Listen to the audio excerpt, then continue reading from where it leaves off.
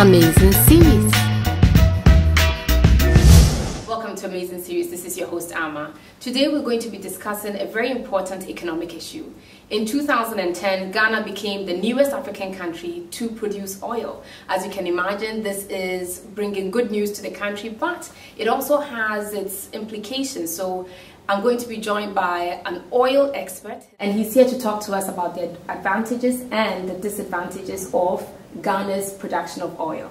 Caleb, thank you for joining us. My pleasure.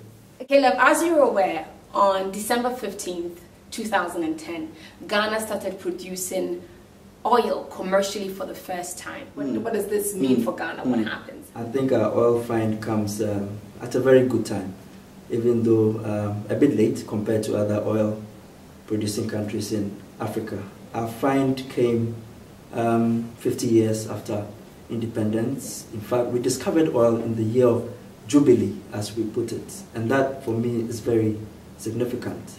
The other thing, our oil came after about 17, 18 years of stabilization in terms of democratic practice.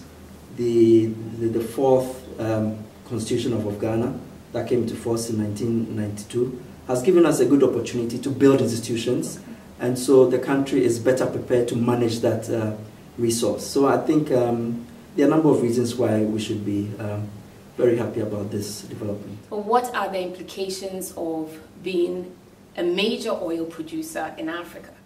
Well, let's correct that. We are not a major oil producing country in Africa. To put our current find in proper perspective, Nigeria is doing over 2 million barrels. Angola is doing close to the same. Now, we are currently at 100,000. Now, I was of the impression that because we are an oil producer now, we should be experiencing rock bottom prices for petrol. Why is the price of gas, why is the price of petrol still increasing when we are producing oil? It's important to separate the two issues for now. The decision or the decisions related to pricing are very different from the issues around the current production. Okay. And again, to put it into proper context, even at peak production, which is 100,000 barrels per day, we are getting 36.5 million in a year. Yes. Now, Ghana's consumption of petroleum products, 2009, was over 3 billion liters. Okay. So, once again, even though we are in production now, the total effect of that on our volume as a country is not that significant. And again, because of the kinds of agreements that we've entered into as a country, what we are currently producing goes off for sale on the international markets. I am sure in the next decade or so, part of our production will end up in local refineries. Okay. We already have one refinery. There are plans to add another refinery. And so as we increase our refinery capacity, we will be able to then divert some of the volume from the field and refine locally to augment whatever we are importing. But we are quite a long way off from supporting local consumption with what we are drilling from the fields. The other dimension to this is for everyone to understand that nothing really comes free. You know, when a government is able to serve its people with low petroleum prices, whether or not that government or that country is producing oil, that subsidy has to be paid for by someone. Okay? So we are currently importing our petroleum products. Government sometimes subsidizes fuel prices. Okay. Now, even if we are producing it locally and getting it at rock bottom prices, as you put it, government will still have to subsidize. So the decision as to where to peg the petroleum price has more to do with government's policy regarding pricing and transfer of the pricing to the public, more than whether or not the country is producing oil. Okay. So the fact that we are producing oil will not necessarily translate into having rock bottom prices even 10 years down. We've realized that countries like Malaysia and Brazil, all of them have been able to use the revenues that they've earned from their oil production to turn their economies around. As you mentioned, Ghana is expected to at least make about 365 to 400 million in the first year of oil production. As the production doubles and quadruples, what should we use our revenue for to make sure that we are truly, we move away from developing country to develop? What's the best way to use the revenue? This is a good question. It is one that has generated a lot of debate, yes, understandably, in the country.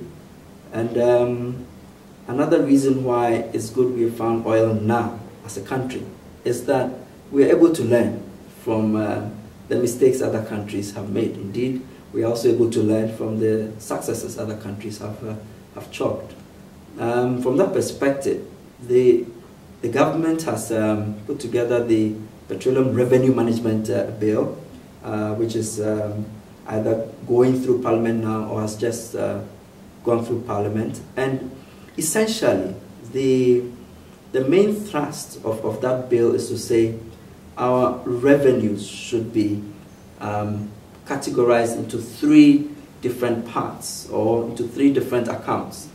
There is the Heritage Fund, which seeks to put a portion of our revenues away for future generations, so that 40 years down the line, when my daughter is an adult, there will be something for her to fall on. Then there is also what the government is terming the Stabilization Fund, that seeks to ensure that when world market prices are very good and the country gets some windfall in terms of exports, that windfall is put into that stabilization fund, and then in years or in periods when the prices are very, very low, the government is able to use the windfalls that have accumulated to support local development. So a stabilization, so that we are not affected too much by the fluctuations. And then there's a portion that will go into the annual budgetary support. What will be important, however, is how these funds are properly managed in terms of the oversight. You know, a new petroleum authority will be set up to make sure that the revenue is all managed properly. All the accounts will be properly monitored to make sure that our monies don't end up where we don't want them to go. Now, I do have to make it clear, as knowledgeable as Caleb Ayiku is, he's not a government official or a government representative. So if I seem to be querying him, it's just my own, curiosity in making sure that we are going to benefit. But he's in no way directly linked to the government. So he's given us his expert private opinion. But the talk about money just brings up some interesting, notions in my mind, because we also look at other countries where oil has generated a lot of negative press, corruption charges, militant involvement. How can Ghana make sure that our production of oil, this supposed blessing, doesn't become a curse in disguise? Much remains to be seen. I mean, as to whether we will be able to properly safeguard our new discovery and our new source of wealth. I think quite a bit is being done now. Number one, the expectations of the people is being well managed, in my view, so that people do not think that the new oil discovery is going to suddenly turn the fortunes of Ghana. Indeed, the chiefs in the part of Ghana where this oil was discovered, in the western region, recently made a proposal to government requesting that 10% of all the revenue that comes out of the oil is either given to them directly or used directly in the region to improve things in the region. Obviously, the government turned down that request because other country, other parts of the country, other chiefs will then rise up and say, well, give us also 10% of the gold, give us 10% of cocoa, and so on. So you don't want that to happen.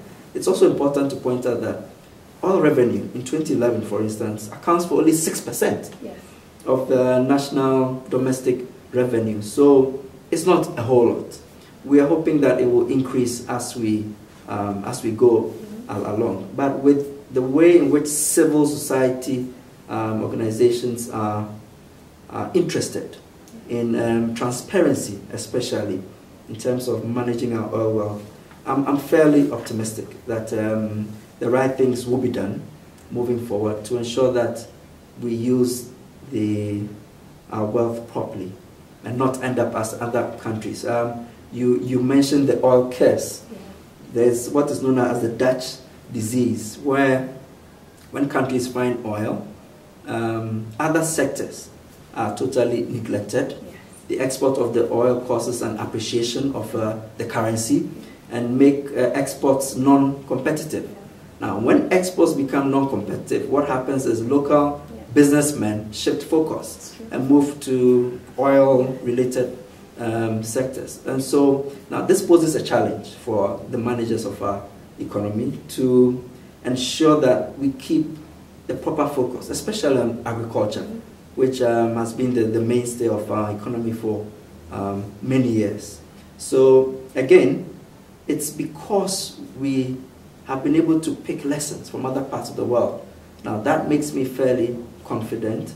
The dialogue that we're having in the country between people in government, civil society, students, and other stakeholders makes me fairly confident that we will get it right. At least we'll get it better than other countries have. So we've called the oil rig the Jubilee Field, yet the prices of gas is still going up, price of petrol is going up. Not a lot of Ghanaians are working in the oil rigs. We're not suddenly going to become major international players, or the level of respect we have on the international field is not going to change. Do we really have something to be jubilant about? Not in the short term, but in the medium to long term, I believe so. You know, there's a popular saying in economics that resources are not, they become. Much remains to be seen as to what we will do with this resource that we have found. Ghana has a unique opportunity because we can also lead the way to create a major oil province in West Africa. We don't have any major oil province in Africa as yet. But given the fact that Sierra Leone has oil, Gabon has oil, Niger has oil, Cote d'Ivoire has oil, Ghana has oil, Nigeria has oil, there's huge potential to actually turn this region into one of the major oil provinces in the world. And if we are able to pull that off through strong leadership, then we'll have a louder voice. I believe we'll have more respect internationally. But I must be quick to add that the oil find will not be the only thing that will give us that. If we are able to develop other areas of our economy, if we're able to make agriculture more significant, for instance, there's no reason why Ghana should not be feeding West Africa. If we're able to do more of other things, then we can become more and more significant on the global landscape. Thank you very much, Caleb. From what you're saying, it sounds like we have a lot to be jubilant about. Thank you for sharing your knowledge and your expertise with us on Amazing Series.